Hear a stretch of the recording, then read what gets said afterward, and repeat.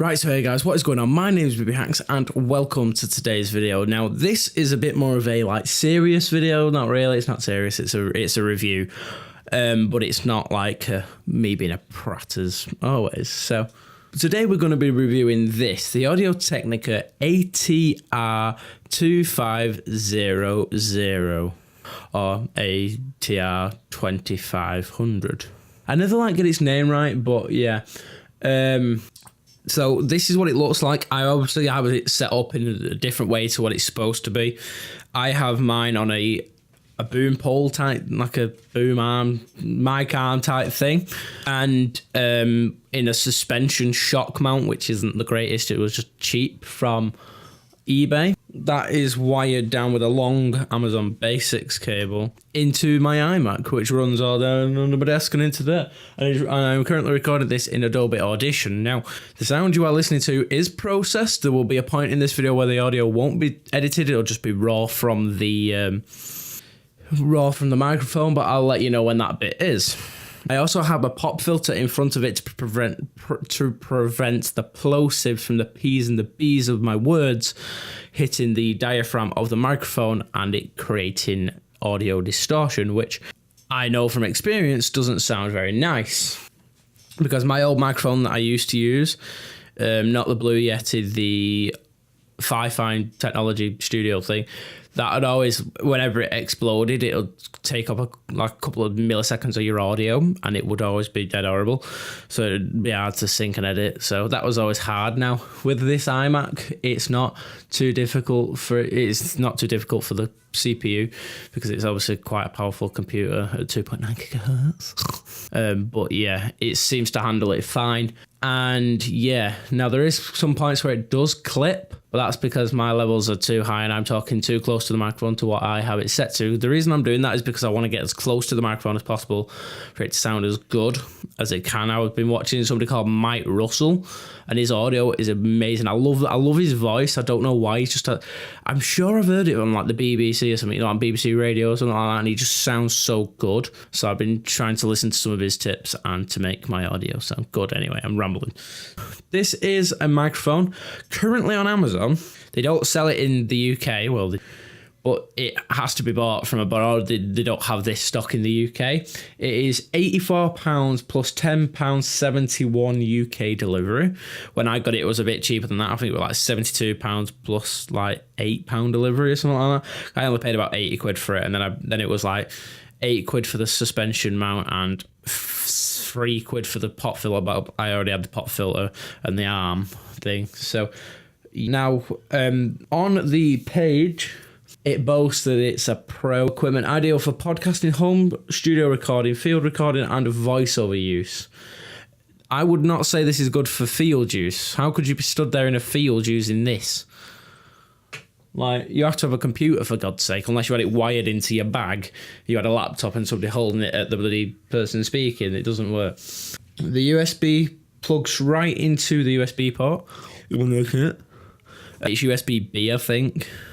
It's like the printer USB. So if you've got an old printer or something, the printer doesn't work, you can just use the cable if the cable that comes with it is too long or too short.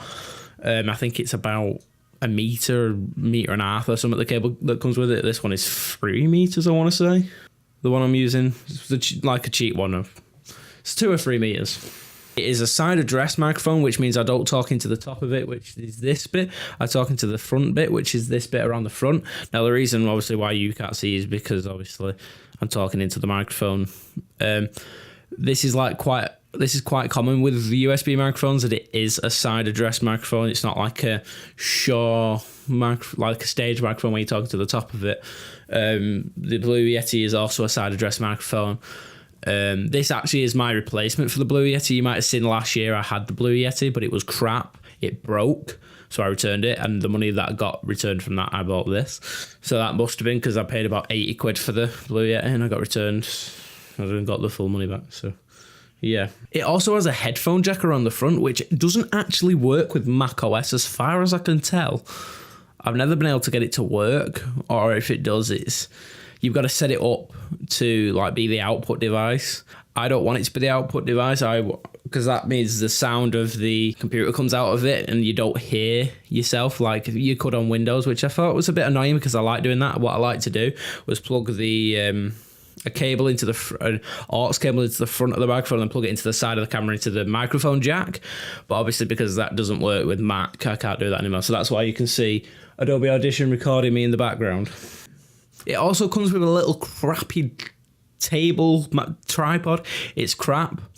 Now, the actual thing that goes onto the table thing and to the bottom of the microphone, that broke when I tried to put it in to the microphone. So I contacted Audio-Technica. They got back to me. Then they sent me the tripod, which was inconvenient because it wasn't the tripod that was broke. It was the little thing. So that's why I have the suspension mount, because I just bought it off eBay. Now you've got to make sure it's one where it has a screw at the bottom, not the like one where it just goes around them, because that would not work. I don't think you're bothered about the sizes. It's that big, probably a small man's penis size. You look at it where there's light behind it, you can actually see the diaphragm inside of it. Also on the front, it has the Audio-Technica branding, a blue LED, which is really obnoxious and bright. Like I could actually turn off. If I turn that off and then put my hand here, you can see that my hand has a blue glow on it, which is to say that the LED is really bright. It has a 4 out of 5 star review on Amazon. I want to see the details of it. I want to see like its response rating. A digital converter inside of it, which basically converts the it converts sound waves into electricity, which then allow the computer to convert that into binary. It's all complicated. It doesn't really matter. It sounds good, I think, so that's all that matters. The frequency response rate, according to Amazon, is from 30 hertz to 15,000 hertz, which is good, I think. I don't know. That covers quite a lot, especially from 30 hertz, but I think that might mean you pick up a lot of low end. If you look, when it's silent, there's still some audio, but there's not really any audible audio sort of thing. Also, the picture makes it look like it's chrome. It's not. It's a matte finish and it's not very reflective, but the picture sort of makes it look chrome, especially from a distance. If you're looking at it just from as a small thumbnail, it doesn't look, what's the name? That's pretty much it. This is a sample of it unedited. This is an unedited sample of the Audio-Technica ATR 2500. This is me talking at normal volume at the same distance I was just a moment ago.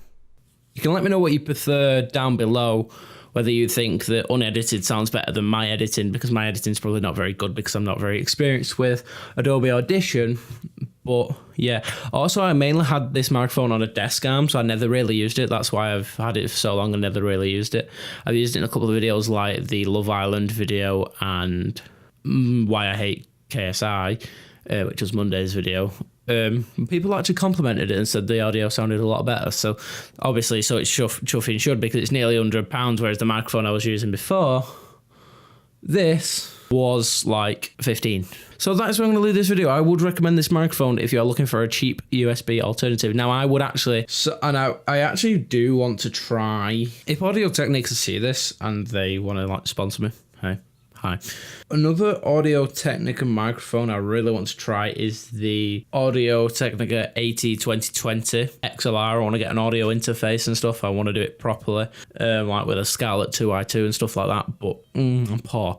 But for a beginner, I actually prefer this over the Blue Yeti. The Blue Yeti had a horrible background static noise. I never made a review on it because I returned it, like I said, because it broke.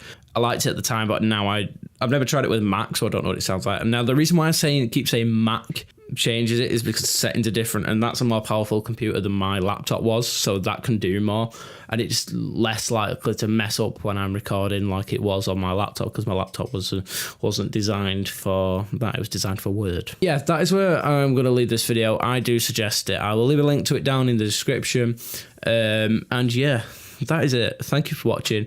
I'm BBHAX, and I am signing off. 'Cause we